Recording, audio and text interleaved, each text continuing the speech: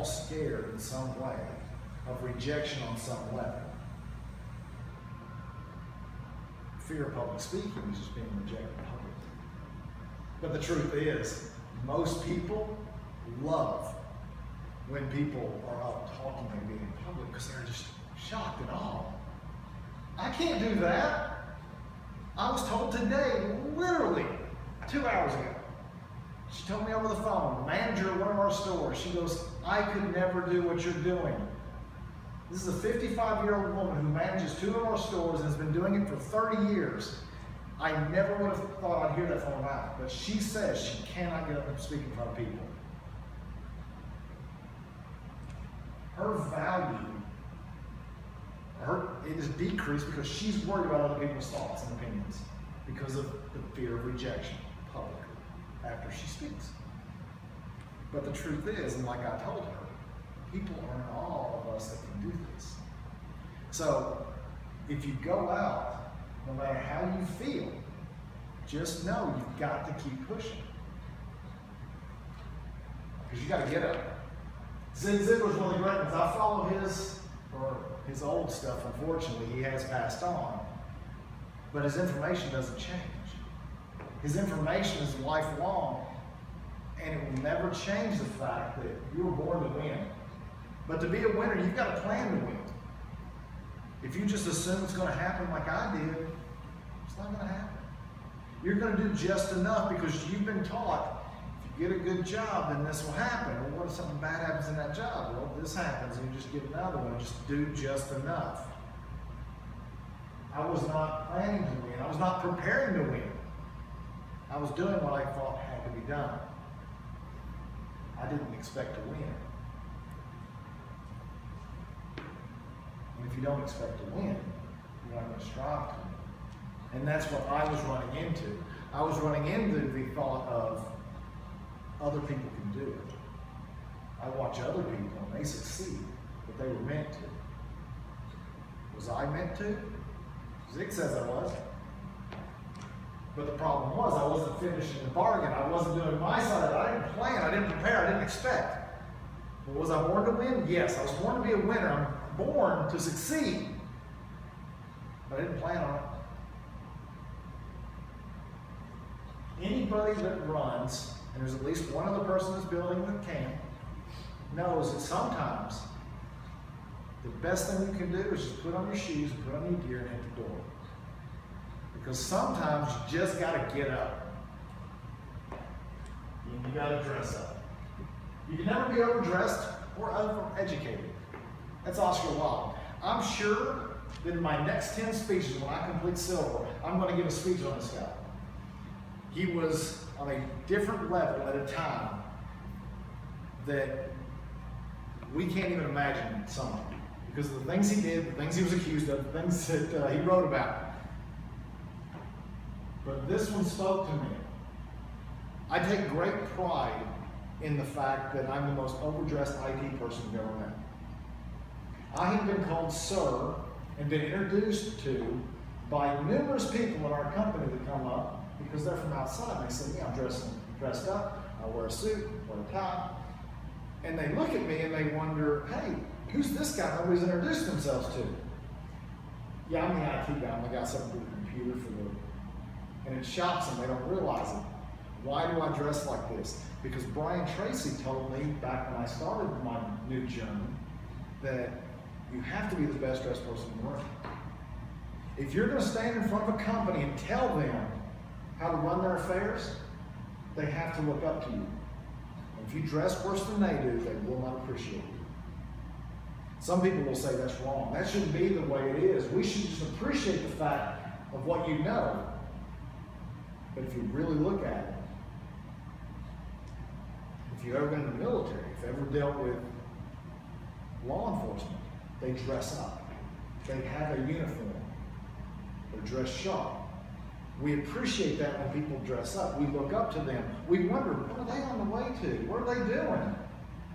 It's a special occasion? No, this is the way I am most every day. It is extremely rare for me, and Paul can vouch for it, that I don't dress up at work. Why? Because I want people to look at me and know that I'm professional. It doesn't mean I'm better than other people. It just knows that I want my internal value to show. And that's why I dress up. Because I want to show up. The act of taking the first step is what separates the winners from the losers. That harkens back to you putting your running gear on and going out and hitting the door. Be ready when you show up. Brian Tracy, he's telling us, the first step is getting out there and doing it. Remember, I wasn't planning to win. I wasn't expecting to win. So I didn't show up. I didn't take the first step. How can I take the first step if I didn't think I had a shot? Now some will say, and I'm one of them too, just going out and showing up will make the difference. Because there is a motivational poster you see online and all the stuff people share on Facebook is that no matter how slow you're going, you're still laughing at the guy that's on the couch doing nothing. Now, I don't want to be that negative to that guy. I have no clue about his story, but I know mine. And I know that when I get up at 5:30 in the morning and I put on my gear and I go to the gym, then I'm beating my old self. I'm beating the guy that weighed 285 and was noticeably soft and pudgy. I know that I'm beating the guy that had given up.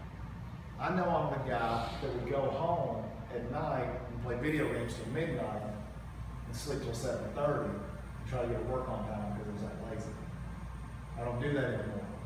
I have a plan. I'm executing that plan. I have a goal that I'm trying to succeed in. Am I doing it yet? No. But I'm planning. I'm executing. I'm expecting it now. And that's why I show up. People wonder a few times, and thankfully I've got people that say it to my face. I'm proud of that. Many people just talk around your back. If you got people that really know you and really care for you, they'll talk to your face. And they wonder,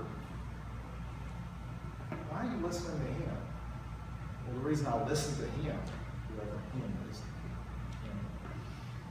is because sometimes you've got to be open to opportunities. Richard Branson has said that if you're not sure to say yes or no to an opportunity, you say yes. If you say no, it's closed. If you say no, it's negative. If it's no, then what are the possibilities?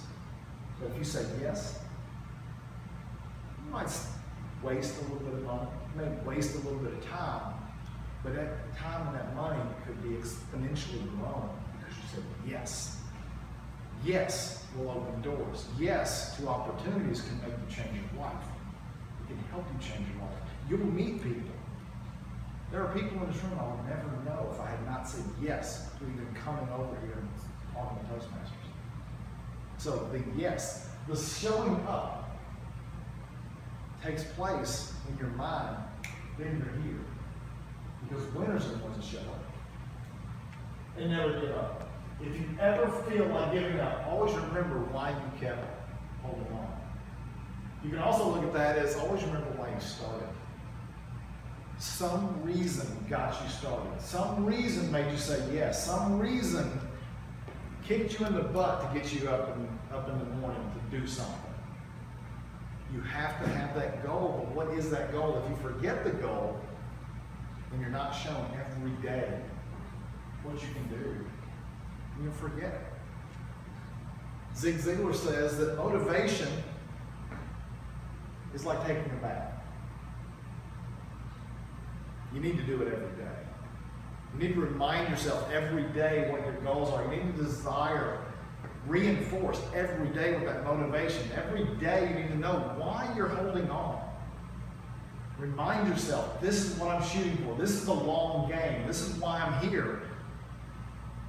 Are you a winner? Or are you just going to give up? Or are you going to let the stumbling blocks stop you? And they've stopped me before. I admit it, I've gone through phases. I went through a 3-month period, I wasn't here. After I got my first 10, I took a break. I lost hope. I lost the desire because every day I wasn't reinforcing what I'm accomplishing, why I was doing this, who I was helping. And if we can't go through and remind ourselves every day, then we're going to lose it. And I'm guilty of it. I lost that. I turned it off for a while. But I don't want that to happen to you. I don't want you to give up on whatever it is. Because if you keep going, Brian Tracy says that in the buffet of life, you have to get in line and stay there and keep going. Yeah, but the food's up there. True, but the line's here. You stay in line, you keep going. Eventually, you're going to get your payoff. You're going to get the food. You're going to get as much as you want in that buffet of life. But if you keep getting out of line, somebody else is going to take its place. You're still farther back. The line's going to keep going. Stay in line. Keep fighting for what you're here for. Keep striving for your goals. Plan to be a winner. Expect to be a winner. You're born a winner. And Darren Hardy, though, you got to decide. You can read clever motivational sayings all day long, but they will not replace you getting off your butt and doing the hard work. You have to put in the hours. You've got to block and tackle. You got to get in there in the trenches and do your work, whatever your goal is.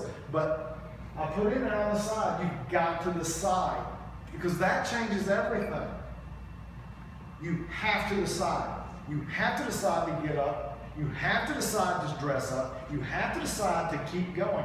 You've got to decide, I'm never giving up. I'm not going to be this way anymore. I'm going to be a winner. I'm going to expect to be a winner. Plan for being a winner, and that's your goal. Because I'm going to be a winner compared to the old me that sat around and did nothing. The old me that just did just enough. Because enough will screw you over. Enough is what sets it apart from the haves and the have-nots. They've done a study, and I'll leave you on this one, that showed that people that make $100 grand or more a year don't, in their mind, see it as enough. But people that make 40 grand a year, that make ends meet, they see it as enough. Something in the wiring says that it's enough, it's fine. So they don't strive for that extra. But people that are on that higher level, they look at it as enough at a much higher level. So they strive for more. They strive. They decided that they're going to get off their butt and do the hard work. They decided that they're going to show up, dress up, and make it happen. And they're never going to give up.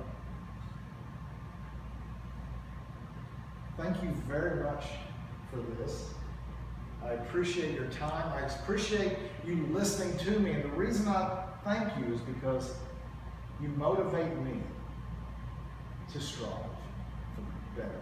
You motivate me to get up. You motivate me to make it happen. I have friends now that will tell me and remind me every day that that motivation goes farther. And I do appreciate it. Mr. Toastmaster.